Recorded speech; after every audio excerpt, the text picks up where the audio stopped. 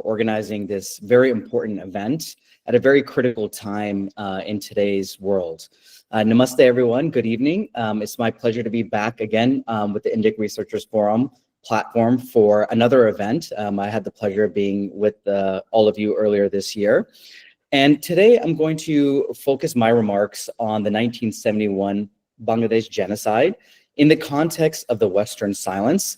Since I'm based in the US, I'm going to focus on the American role in that silence, both in terms of in the immediate aftermath of the genocide and during it in 1971, as well as through more contemporary times up until today.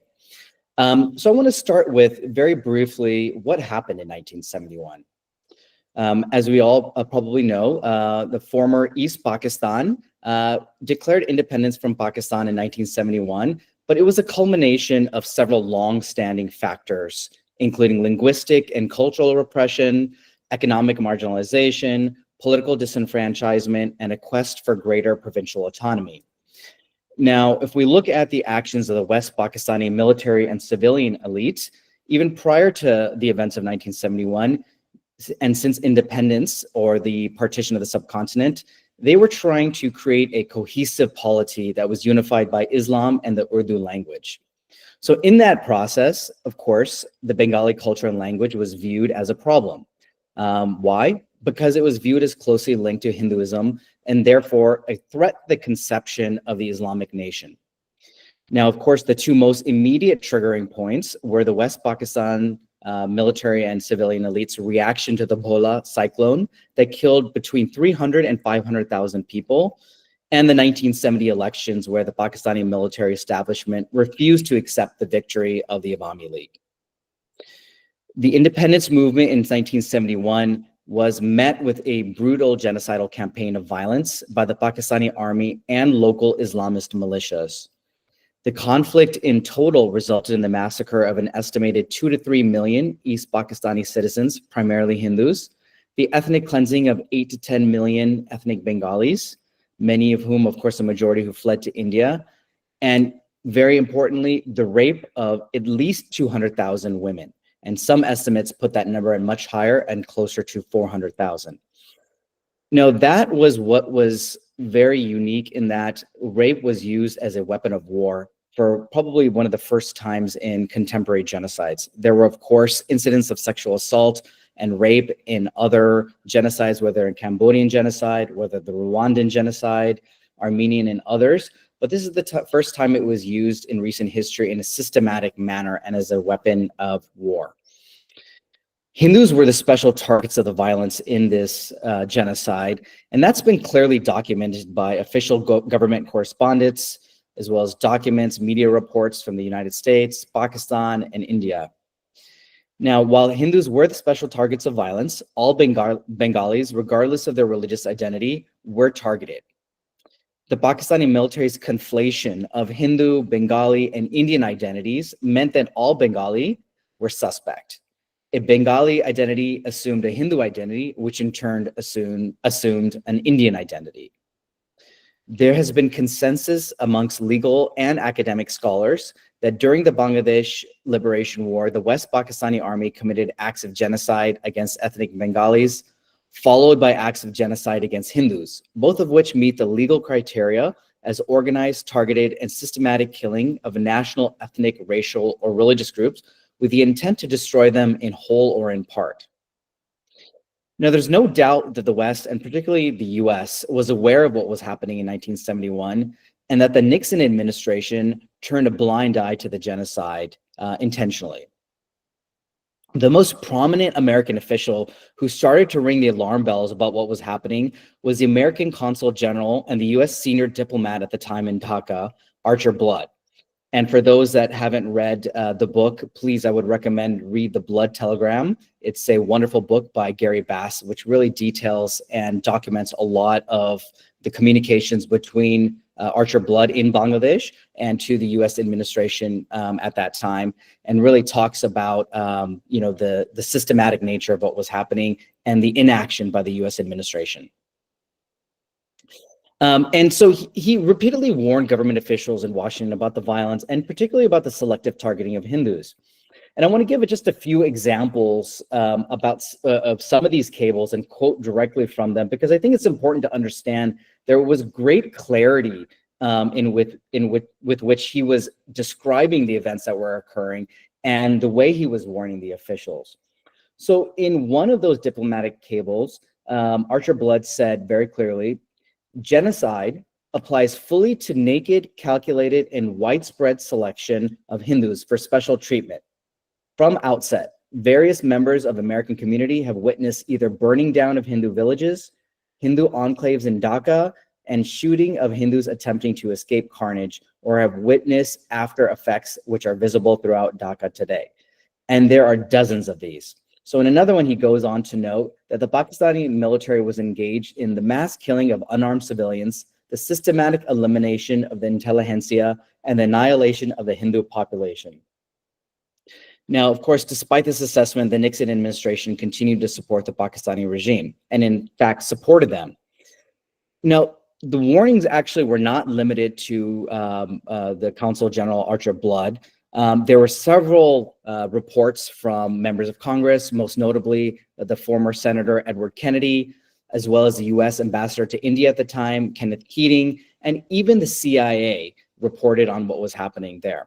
And I again want to quote a couple of instances or examples of these reports. So from Edward Kennedy's report to the US Senate Judiciary Committee, he stated that nothing is more clear or more easily documented than the systematic campaign of terror and its genocidal consequences launched by the Pakistan Army on the night of March 25th. Field reports to the US government, countless eyewitness journalistic accounts, reports of international agencies such as the World Bank, and additional information available to the subcommittee document the continuing reign of terror which grips East Bengal. Hardest hit have been members of the Hindu community who have been robbed of their lands and shops, systematically slaughtered, and in some places painted with yellow patches marked H. All of this has been officially sanctioned, ordered, and implemented under martial law from Islamabad. America's heavy support of Islamabad is nothing short of complicity in the human and political tragedy of East Bengal. And I just want to read one more quote for you, and this is coming from the US Ambassador to India, Kenneth Keating. And this is talking about the flow of refugees into India. They're still coming at that time at 100,000 a day. The latest I heard was 150,000 a day because they're killing the Hindus. And the thing that in the beginning, these refugees were about in the proportion to the population, 85% Muslim, 15% Hindus, because when they started the killing, it was indiscriminate. Now, having gotten control of the large centers, it is almost entirely a matter of genocide killing the Hindus. And the intellectual leaders, the leaders in the country that they want to get rid of, primarily these Awami League people, they've killed them. So as you can see, there is countless amounts of documentation that very clearly and unequivocally describes what occurred as genocide. It describes the scope and scale of what was happening. It clearly lays out the fact that while many Bengalis of all backgrounds were targeted, that Hindus were targeted for special treatment. And it also very clearly describes the flow of refugees into India. So the question is, if it was so clear and all these warnings were coming, why was there such systematic silence from the West, and particularly the US? And why was there complicity in the acts that happened in 1971 until today? So, of course, at that time, geopolitics influenced a lot of the US's response. The US, of course, had good relations with Pakistan. At the time, India was more clearly aligned with the Soviet Union. But I think it goes beyond that, and there's a deeper explanation for that. If we look at some of the declassified cables or conversations between President Nixon and his Secretary of State, Henry Kissinger, you can see that there was also a deep hatred for Hindus and for India. And this was represented or manifested in how they talked about then Prime Minister Indira Gandhi. The language, the way that Nixon and Kissinger described her was very clear in that they had much more than just disdain for her, that they had hatred for her. And again, this was very clearly linked to what their general feelings were for India more broadly and for Hindus more specifically. And so there was a personality element to that and this view of India as well. And that also helped to influence a lot what was happening. Now, if we fast forward to after the actual genocide and actual liberation of Bangladesh, you can see that there were many opportunities along the way to actually get some recognition, to get some acknowledgement, formal apology, or even justice for what happened to the victims of the 1971 genocide. There was, in the 1974 tripartite agreement between Pakistan, Bangladesh, and India, a clause where Pakistan had agreed to try 195 of their military officers for their role in the genocide. Of course, they never did, and they created some wiggle room in that and not having to pursue that. But the US could have played a role because of their strong relations with Pakistan to push that or force Pakistan to enforce that agreement and bring those officers to justice. If you look at beyond what was happening in Pakistan, there was no willingness or political will in the US to actually acknowledge that what had happened. Now, you compare that to how the US was involved in Rwanda, in Cambodia, and many other genocides of the 20th century. And at the minimum, they were involved in helping to host post-genocide tribunals, or to at least very clearly condemn what had happened and acknowledge the scope and scale of those genocides. But that didn't happen in the US. And if you look at how the US has reacted to this over the years, you can see that there's a clear pattern of denial. Now, if you again fast forward to the 2000s, you will look at the period of 2009 to about 2014, when Bangladesh itself tried to hold internal tribunals to hold the local collaborators, predominantly those that were involved in the Jamaat-e-Islami, accountable for their actions. So here was another perfect opportunity for the US to respond to that, to support those tribunals, and to hold some parties at least accountable for their actions. But instead, what did the US elected officials and government officials do? At every step, they undermined those tribunals. They pointed to technical flaws in the process instead of working with the Bangladeshi government to help correct those flaws and move the tribunals forward. In fact, they claimed that there was exaggerated evidence in those tribunals and that they were illegal under international law. And that was not by any stretch of the imagination their role independently, because what you also saw was a lot of lobbying, a lot of efforts by groups within the US Congress, for instance, to undermine those tribunals and to prevent US officials from speaking out on some of those issues. Now, it was a combination of things. One was there's a perception that if you do support the tribunals or you say anything about the genocide, you will be accused of being Islamophobic.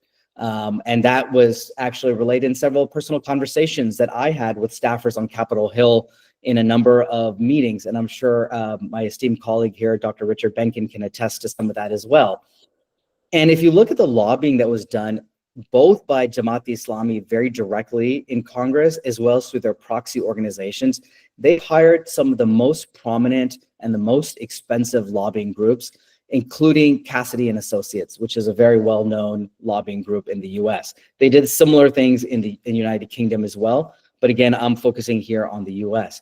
And in that lobbying, they were basically, again, undermining the tribunals, and they were able to shift the focus from the persecution, the history of the genocide, what was happening to religious minorities, to actually a conversation about suppression of democracy in Bangladesh, suppression of the opposition, and targeting of political opponents. So the narrative was completely shifted, and therefore any conversation of the genocide was marginalized. Any conversation of what was happening, even in those decades subsequent to the genocide, was marginalized, and it became a conversation about the Awami League and the flaws of the Awami League government. And we can see the repercussions of that today with the toppling of the Awami League government and the interim government and who is in power and his connection to the US government over the years. And so there has been a clear pattern and history of unwillingness, political reasons, as well as broader narratives in why the US has failed to acknowledge or force those countries or actors that were responsible for the genocide in Bangladesh to be held accountable. And I honestly, unfortunately, don't see things changing. Just a couple years ago, we worked with some offices in Congress to introduce a resolution, again, to recognize the genocide. After a couple of members of Congress signed on and were co-sponsor of it, the resolution was completely killed and sidelined. Again, why? Because people were scared to speak out on this issue for the optics of it and what it would present them as, again, being Islamophobic. So I don't see that changing, unfortunately. I don't see the dynamics within the government, whether it's in Congress, the State Department, or the other parts of the administration, to actually hold those accountable, or at least to formally acknowledge what has happened in Bangladesh.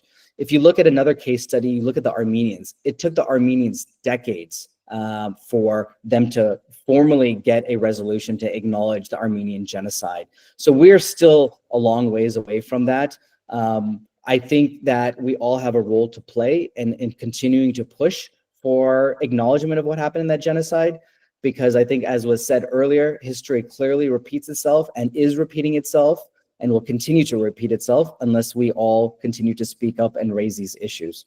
And with that, I'm going to conclude my remarks for right now, and I'll, of course, be open to any questions that anybody has.